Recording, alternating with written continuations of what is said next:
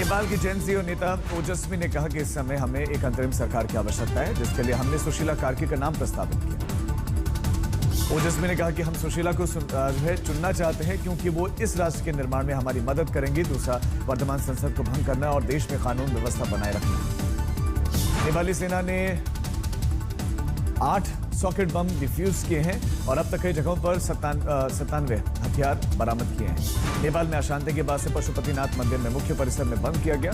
काठमांडू में भगवान शिव के मंदिर तक पहुंचने वाले रास्तों पर भी अब सेना है।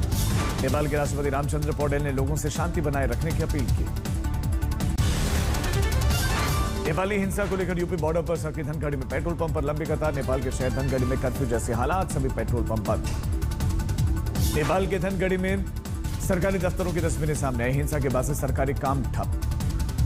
लखीमपुर खीरी में भारत नेपाल सीमा पर गौरीफंटा इलाके में मालवाहक गाड़ियों की लंबी कतार, लोगों की परेशानी बढ़ी। नेपाल मामले पर एनसीपी एसपी ने सरकार से कहा कि सर्वदलीय बैठक बुलानी चाहिए, 5 दिन का स्पेशल सेशन बुलाएं। अनुराग ठाकुर का बयान, हालात पर सरकार फिक्रमंद, नेपाल के साथ हमारा रोटी बेटी का संबंध। सीपी राधाकृष्णन आज सुबह 10 बजे राष्ट्रपति भवन में उपराष्ट्रपति पद की शपथ लेंगे। 67 साल के राधाकृष्णन इससे पहले महाराष्ट्र के राज्यपाल थे। राष्ट्रपति द्रौपदी मुर्मू दिलाएंगे सीपी राधाकृष्णन को पद एवं गोपनीयता की शपथ। पीएम मोदी मंत्रिमंडल के सदस्य रहेंगे मौजूद। पूर्व उपराष्ट्रपति जगदीप धनखड़ भी राधाकृष्णन के शपथ ग्रहण समारोह में शामिल हो सकते हैं। स्वास्थ्य कारणों से पहले इस्तीफा दिया। गुजरात दौरे पर जा रहे राहुल गांधी उपराष्ट्रपति के शपथ ग्रहण समारोह में शामिल नहीं होंगे। कांग्रेस प्रमुख खड़गे समारोह में शामिल होंगे। उपराष्ट्रपति के शपथ ग्रहण समारोह में शामिल होने के लिए एनडीए के प्रमुख नेता, कई राज्यों के उपराज्यपाल और राज्यपाल भी इसमें शामिल होंगे।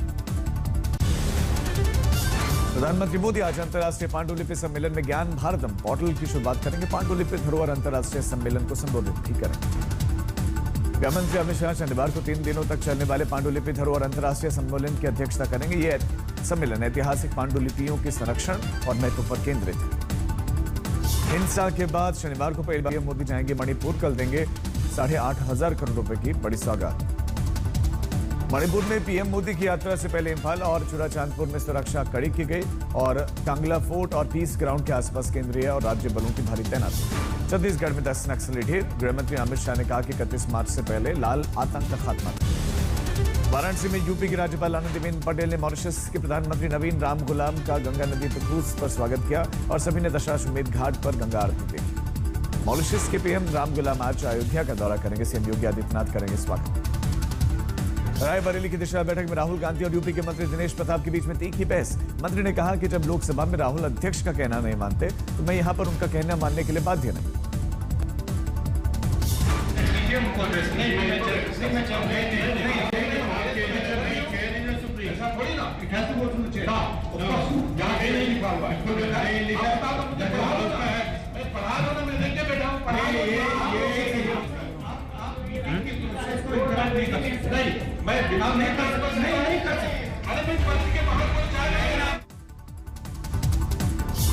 आज गुजरात के दौरे पर रहेंगे राहुल गांधी। जूनागढ़ में कांग्रेस के ट्रेनिंग कैंप को करेंगे संबोधित।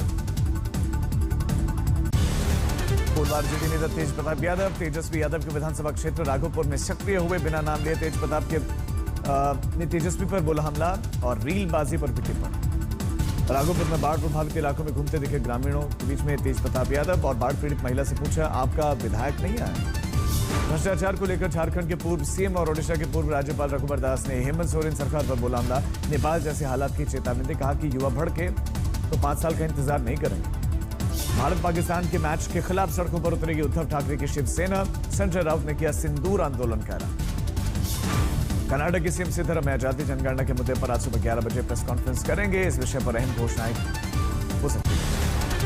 उत्तराखंड के पर्यटन मंत्री ने प्रदेश के बाहर के ट्रैवल व्यवसायियों को उत्तराखंड आने का न्योता देने पर अब हरिद्वार के व्यवसायी भड़क गए।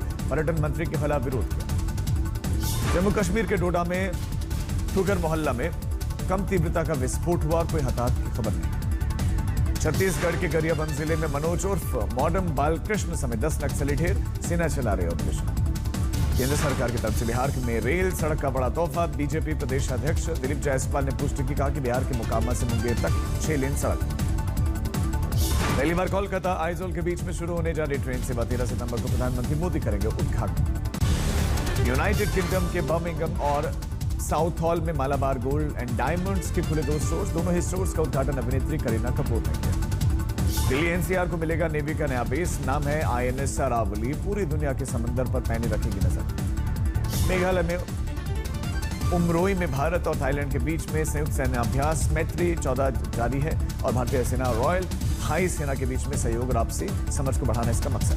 भूमि अधिग्रहण मुआवजे के लिए मेहसाणा में जागो किसान महारैली का आयोजन। National state highway ONGC jet को रेल द्वारा भूमि अधिग्रहण में हो रहे अन्याय को दूर करने की मांग। दिल्ली में घट सकती है बियर पीने की कानूनी उम्र और सरकार अब नई आबकारी नीति में ऐसे सुझाव मिले हैं।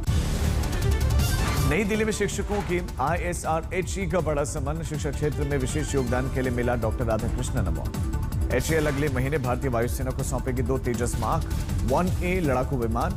इस महीने के अंत तक एक और इंजन की आपूर्ति की जाएगी। केरल उच्च न्यायालय में पंबा ग्लोबल अयप्पा संगमम कार्यक्रम के दौरान सबरीमाला मंदिर में पवित्रता बनाए रखने का निर्देश। स्पेशल सेल और केंद्रीय एजेंसीज के 5 राज्यों में बड़े ऑपरेशन में 5 गिरफ्तारियां हुई हैं। पूछताछ में कई बड़े खुलासे। यूपी के गाजीपुर में पुलिस लाठीचार्ज में बीजेपी कार्यकर्ता की मौत के मामले में एक्शन। थाना प्रभारी समेत 6 पुलिसकर्मी सस्पेंड। सिक्किम में देखा कुदरत का कहर, भूस्खलन में 4 की मौत, 3 लोग लापता।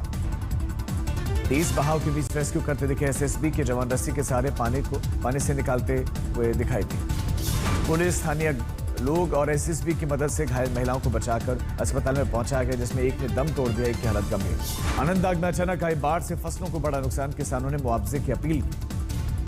दिल्ली में बाढ़ का खतरा अब टला। खतरे के निशान से नीचे बह रही है यमुना। परेशानियां थोड़ी सी कम।